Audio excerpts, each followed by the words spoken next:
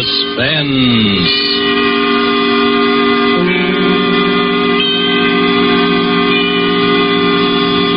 This is The Man in Black.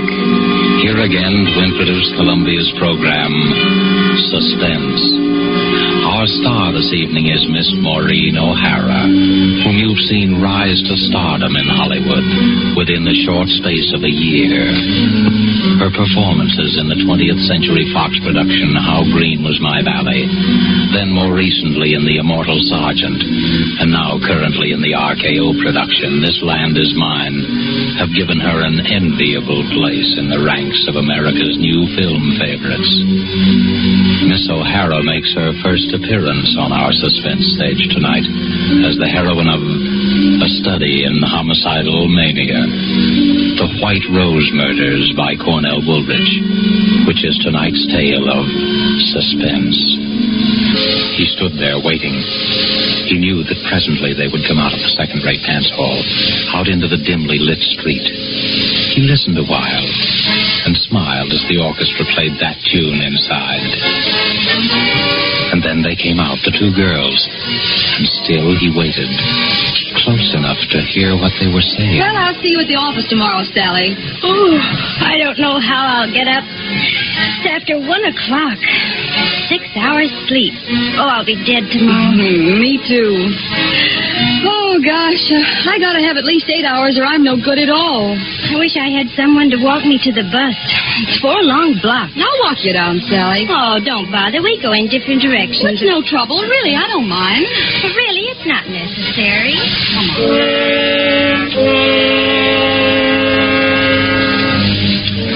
In the narrow alley that divides the dance hall from an ugly office building, he stood smiling. Just a little inside the alley, he stood stiffly against the wall, his head back, eyes closed, arms straight down, and in his left hand, a white rose. Well, all right then, Sally. Good night. Good night, Joan. See you in the morning.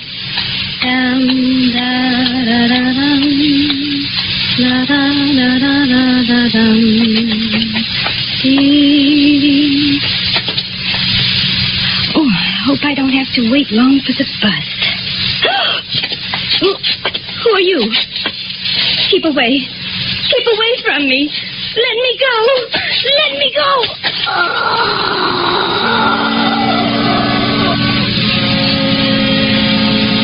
The girl is dead.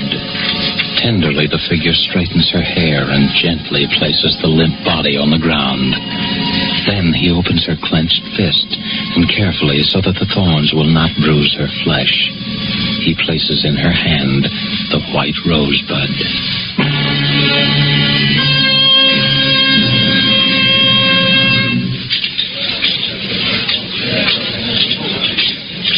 Pardon me, my good man. Is it true that you are the famous detective Terence Riley? Huh? Oh, Jenny, I didn't see you come in. Well, now that I'm here, how about offering to buy a cup of coffee for the girl you're going to marry? You can never get up enough nerve to ask her. Oh, it's no use, Jenny. I guess we better call it quits. I'm just a dick on the homicide squad, and that's all I'll ever be. And I'm a rich debutante. We don't belong together. Oh, you've been reading too many of those romantic stories, Terry. What is it this time? What's wrong? Yeah, they call him the White Rose Killer, but he's got to be caught. It's a general demotion coming on if he isn't, and that's all I need to get back into uniform. Oh, don't worry, darling. You always look good in blue. Yeah, just to match the way I feel. Tell me more about the White Rose Killer. What's he like? That's the stumble. He could be anybody. No one's ever seen him except the dead, and they don't talk about it afterwards. Just slips out of the shadows and kills and then slips back again. How many has he murdered? 4. And he's not through yet. It's going to be one of those chain things if he's allowed to keep on. Are you sure it's always the same one? Yeah, that part of it we're sure of. The same touch, the same way of operating every time. How do you know that? Well, it's a rose. A white rosebud. A death rose. Puts it into each victim's hand after he kills her. Her? Yep. It's always a woman. A young woman between 19 and 23. What's behind it? Do you have any idea? Well, I'm not sure. But here's what I figured out. You know what a rose stands for. Symbolically, I mean. Why, yes, it's the flower of love. The white rose, the bud, has another meaning. Purity, loyalty, devotion, and especially it stands for a young girl. That's right. And that's about the way I see it. So maybe it's a double cross, committed against our murderer by some young girl whom he worshipped and who betrayed his faith in her. You ought to be a detective, not me. Thanks, darling. I've got a very fine teacher. Sweet. There's another thing. The murders were all committed near places where there was music, dance halls and cabarets and the like. There's a song that brings back the original shock that, gives him the final push over into the darkness. As far as we can figure out, it's the beer barrel polka. Well, how does he commit the murder? Is it always the same way? Always. Strangulation between the hands, with the thumb into the windpipe to keep his victims from crying out. But isn't there anything else you know about him? No, that's why it's so hopeless. He's insane, of course, but there's only this one phase to his insanity. Probably perfectly normal in appearance and behavior. You could pass him on the street and even know it. Well, it's only when he sees someone vaguely like the girl he loved and hears that song that the one defective wire in him is jangled and short circuit. But, Terry, the flowers, don't the flowers tell you? He must get them somewhere you could trace. Well, we don't know where he gets them. Maybe he steals them or... Terry, what if you were the one to get him? Well, it would mean a citation and a promotion. And then all the things that stand between us would disappear? We could get married? Well, the chances would be a lot better anyway. But what chance have I? Everyone in the department has been working their heads off for weeks and they've all failed. Terry, what were the girls like? The ones he killed? Well, as I told you, they were all between 19 and 23. Their heights were pretty much the same, too. They were all tall girls, around 5 feet 6 or 7. A little taller than you. And all dark-haired. How did they wear their hair? Why, Say, what is this? Oh, nothing, darling. Just interested. How did they wear their hair? Well, from what I remember, they wore it sort of loose and curly down the back. I suppose each one had a resemblance to that long-dead love of his. That's probably it. Well, anyway, that's how the record stands. And we're all waiting for it to happen again. I see. Terry, I'd like to go home now. I shouldn't have told you all that stuff. I've given you the creeps. Oh, come on, Terry. Take me home.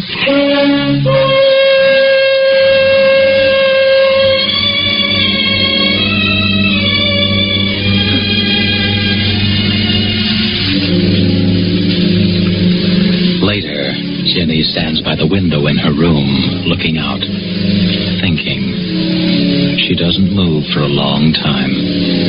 Then suddenly, quickly, she goes to her closet and begins to rummage through her many pairs of shoes. Carefully, she picks one pair with 3-inch heels. 5'6" or 7.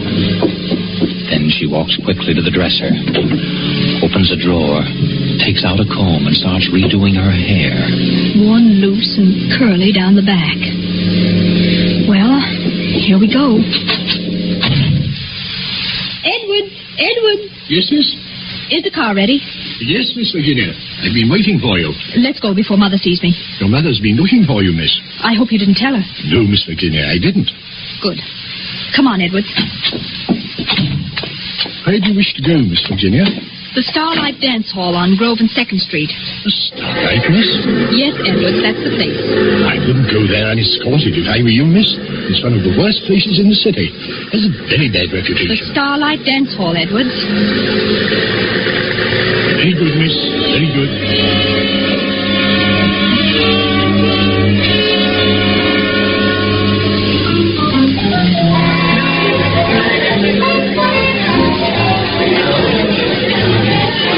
Jenny walks slowly around the low light of dance hall.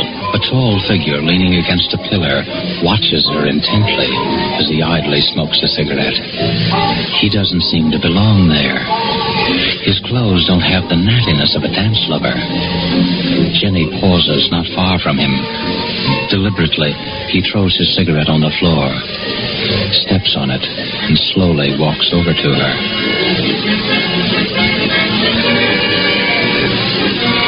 Hello. Oh, hello. You're not with anyone, are you? Oh, no, I'm alone. I thought so.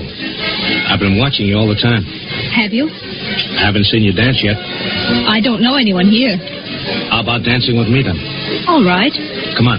Let's go out on the floor. Do you come here often? No. I never go to the same place twice. You don't? Why? I'm always looking for new faces. I'm restless. Do you find the faces you're looking for? Listen. Listen to that song. I like that. I like it very much. Yes, it is a nice song. You know, you remind me of someone I used to know. I'm trying to think who. I do? Yeah. You mind if we stop dancing and go over and get a drink? No, let's go. Well, then let's get down for some air. We can come back in a few minutes. Come on. But... We'll be back before the music stops. Oh, you're hurting my arm. Am I? I'm sorry.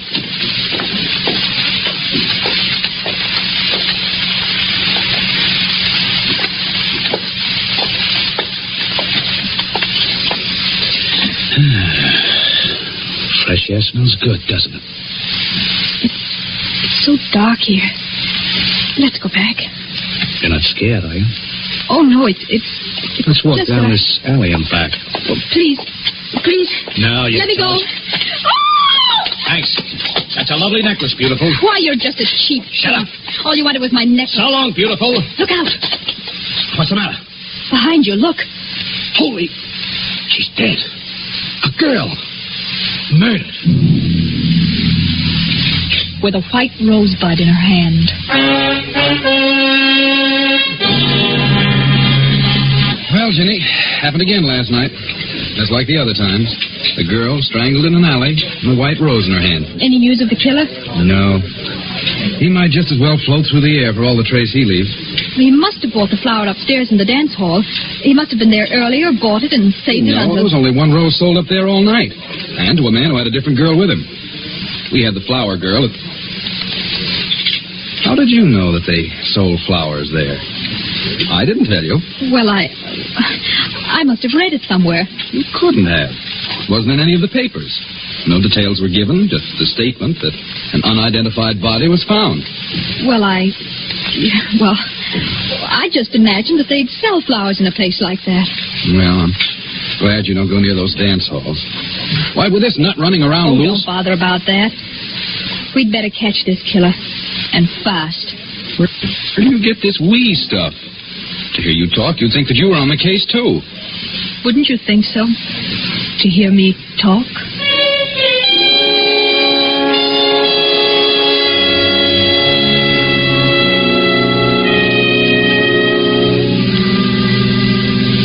Again, Jenny tours the low dives, hunting for the White Rose Killer. Her search carries her to the waterfront.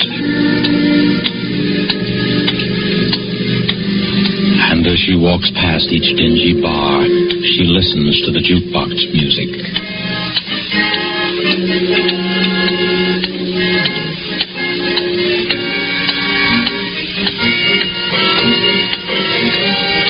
A little after midnight, she passes a dirty windowed saloon. The thin music catches her ear.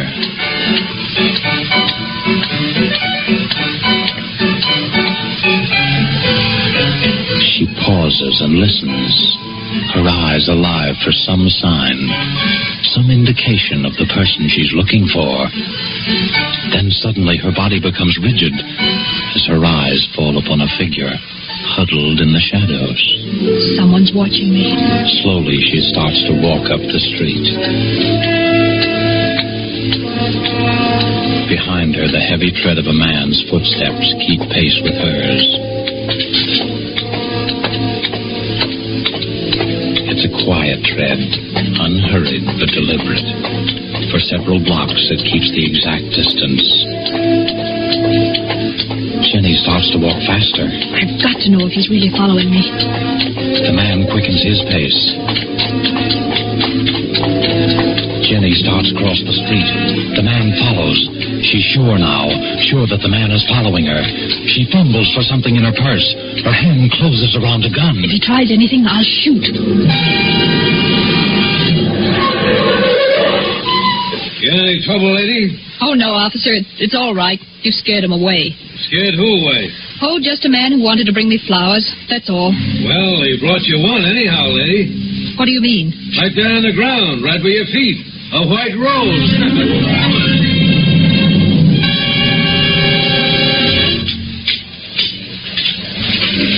Coffee, Mabel. Sure, coming right up. Here you are. Terry. Hello, Jenny. Sit down. Thank you. Say, what's the matter with you? Look, darling, read the gossip column in this paper. What daughter of a socially prominent family is that way about a detective and waits for him outside the station house in her limousine every night? Private chauffeur and all. But Mama says no. That's not so funny. Oh, they held a big family war council over me just now. Indian powwow, feathered headdress and everything. They did, huh? Well, what'd they decide? Oh, I was asked to give my word that I wouldn't see you anymore. I refused, of course, signed to be exiled. Where to? Our summer home. It's just a few hours out of town, but I'll be there all by myself. Just with Mrs. Crosby, the housekeeper. Oh, maybe they're right. Why don't you listen to them? Are you on their side, too? No. When are you leaving? Right away. Edwards is driving me out.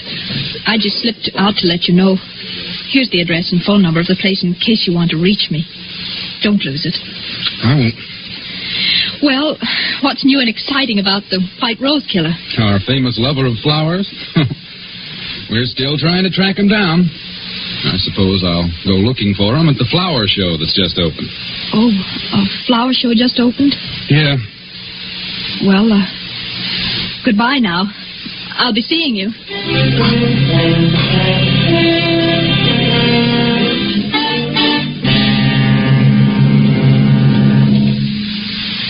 What floor is the flower show, please? 3rd floor, miss. 3, please.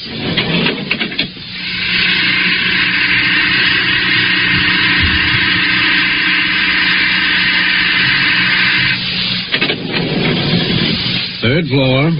Where's the rose display, please? To your left, over there. See where the man in the gray coat is? In the gray coat?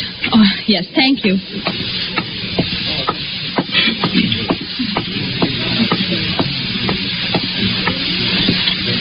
They are lovely, aren't they? Oh, you startled me. I'm sorry. I was just admiring the roses. Oh, yes, the nicest flowers here. I just can't keep my eyes off them. Yes, you can feel that way about some flowers. And that's the way I feel about white roses. Have you been here long? I really don't know. I suppose so. You see, I've come here every day since the show opened. I like to be near the roses, the white roses. Those big ones are nice. No, I like the little ones best, the little tightly curled rosebuds. They're so little and innocent. Oh, well, I really better be going. Are you going down? Yes.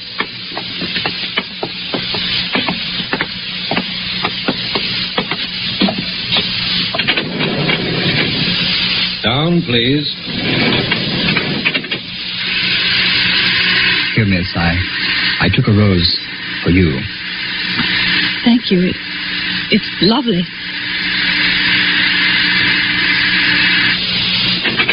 Would you care to have a drink with me? Why, yes, thank you. I know the little place a block or two down there. They have nice music. We'll go there. All right, whatever you say.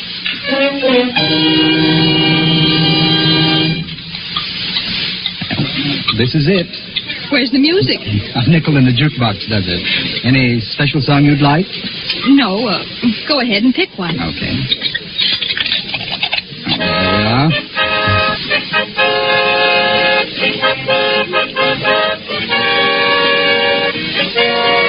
Oh, that's my favorite song. Reminds me of a girl I used to know. Oh, excuse me, I want to powder my nose. I'll be right back. Do you mind? No, of course not.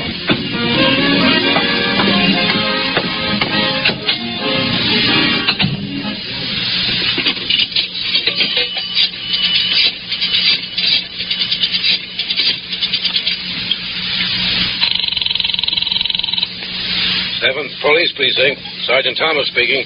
Hello, is Terry Riley there? Just a moment, I'll see. Please hurry, it's important. No. Sorry, miss. Terry Riley's not here just now.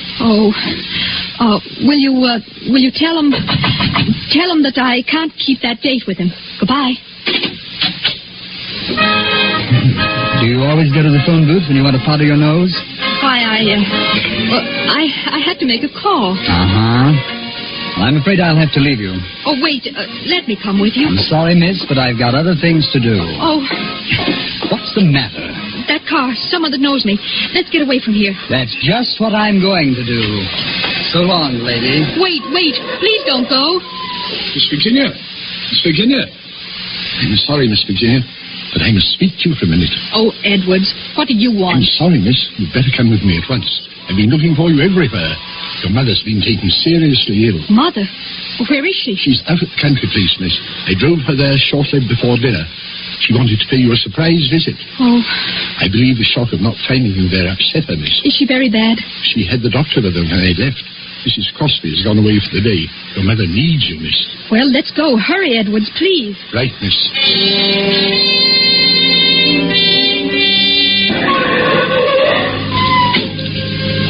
Where is Mother, Edwards? In her room, miss. You'd better hurry.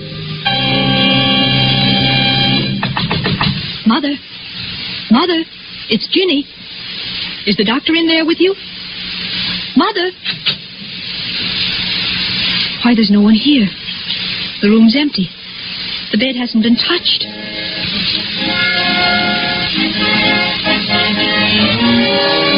Edwards, what are you doing? Merely playing a song, miss. A favorite of mine. A favorite? Yes, Miss Virginia. Where's Mother? She's in the city, miss. You lied to me. I'm afraid I did, Miss Virginia. Why are you locking the door? You know why, Miss Virginia. It can't be. You're not the White Rose Killer? But you see, I am, Miss Virginia. Driving you and your family around day after day. Sitting there right in front of you all the time. It was amusing to watch you hunting for me. Hunting for someone you saw several times a day. It can't be. You're not insane. Of course not. Who said I was? Edwards, you know I'm not the girl who betrayed you. Yes, I know that. Well, then unlock the door and let me out. Please, Edwards. I've killed 5 times. I've never regretted it. I'm going to kill you, Miss Virginia. Why, Edwards? Why? Because you've been so clever. Too clever. You made yourself look like her, the girl who deceived me. I could have killed you the day you first went out looking for me, but I had to be careful. Oh. I almost caught you that night at the Waterfront, the night I dropped the White Rose when that police car came. Edwards, I've never done you any harm. Your sweetheart, Terry. He loves you, doesn't he? Yes. That's good. Because now you won't be able to deceive him like my girl deceived me. Keep away, Edwards. Keep away, or I'll... You thought you'd use your gun, eh? Well, don't think I was fool enough to overlook that. I took your gun out of your purse. It won't do you any good to kill me, Edwards. I didn't have anything to do with it. No, and you're not going to have a chance to break another man's heart like she broke mine. Jenny! Where are you? Terry! It won't do you any good to call to him. He can't get in here without breaking down the door. Keep away from me. Terry! It will be too late then, because I'm going to kill you now. Jenny! Where are you? Terry! Yes, let me get my hands on that pretty white throat. Oh, keep away. Keep away from me. Terry!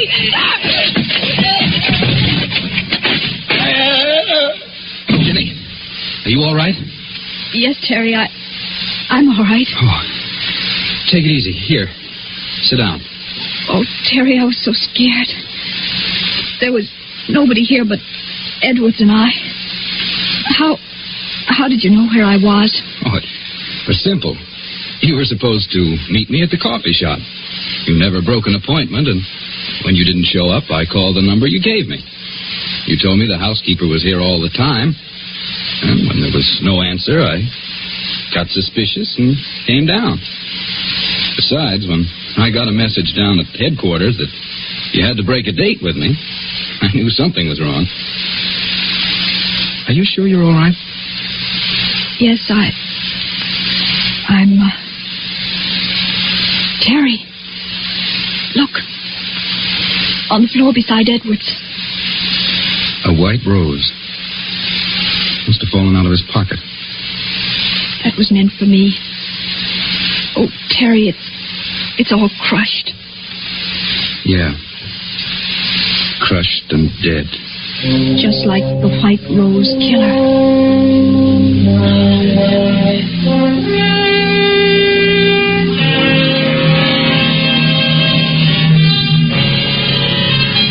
And so closes The White Rose Murders, starring Maureen O'Hara.